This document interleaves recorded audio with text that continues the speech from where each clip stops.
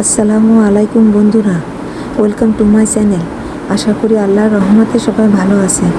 বন্ধুরা, আজ তালের এমন এক রেসিপি দেখাবো যেটা অনেক আগের রেসিপি।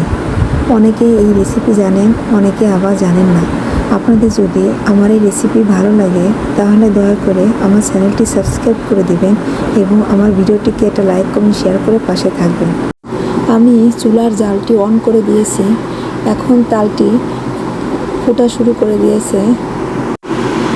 এখন আমি একটা নারকেলের দুধ এই তালের ভিতরে দিয়ে দেব। এবার জালটি কিন্তু আমি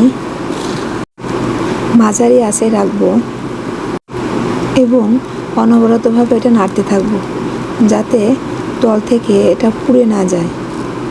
বন্ধুরা দেখুন, আমি এটা জাল করে অনেকটা ঘন করে নিয়েছি। এখন আমি আর একটা নারকেলের দুধ এখানে দিয়ে দেব। মোট কথা আমি এখানে 2টা নারকেলের দুধ ব্যবহার করেছি। এবার এটা আবারও মাঝারি আঁচে জালটা রেখে আমি অনবরতভাবে নাড়তে থাকব। বন্ধুরা দেখুন, জাল দিতে দিতে তালের পাল্পটি কিন্তু একেবারে ঘন হয়ে গেছে। এখন আমি এর ভিতরে হাফ কাপ চিনি দিয়ে দিলাম। আবারও অনবরতভাবে নাড়তে থাকব। এখন আমি আরও হাফ কাপের থেকে বেশি পরিমাণ চিনি এখানে দিয়ে দিলাম। আপনারা চাইলে চিনির পরিমাণ বেশি বা কম করতে পারেন। এবার এর ভিতরে হাফ চা চামচ এলাচের গুঁড়ো দিয়ে দিলাম।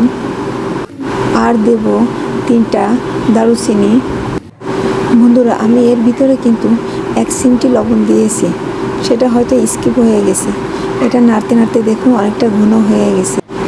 এই তালকুটাটা আপনি যত জ্বালাবেন বা যত রান্না করবেন ততই বেশি খেতে মজা হবে। এটা আপনি গরম ভাতের সাথেও শুধু খেতে পারেন, আবার দুধ আর ভাতের সাথে মিশিয়েও খেতে পারেন। এটা একবার তৈরি করে খেয়ে দেখবেন, ইনশাল্লাহ আপনাদের ভালো লাগবে।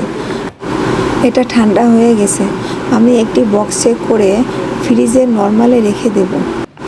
এটা ফ্রিজের নরমালে অনেক দিন যাবত ভালো থাকবে, কিন্তু আমার কাছে এটা কয়েকদিনই শেষ হয়ে যাবে। তাহলে বন্ধুরা সবাই ভালো থাকবেন এবং আমার এই রেসিপিটা আপনাদের কেমন লেগেছে সেটা দয়া করে কমেন্টে জানাবেন। ধন্যবাদ। আল্লাহ হাফিজ।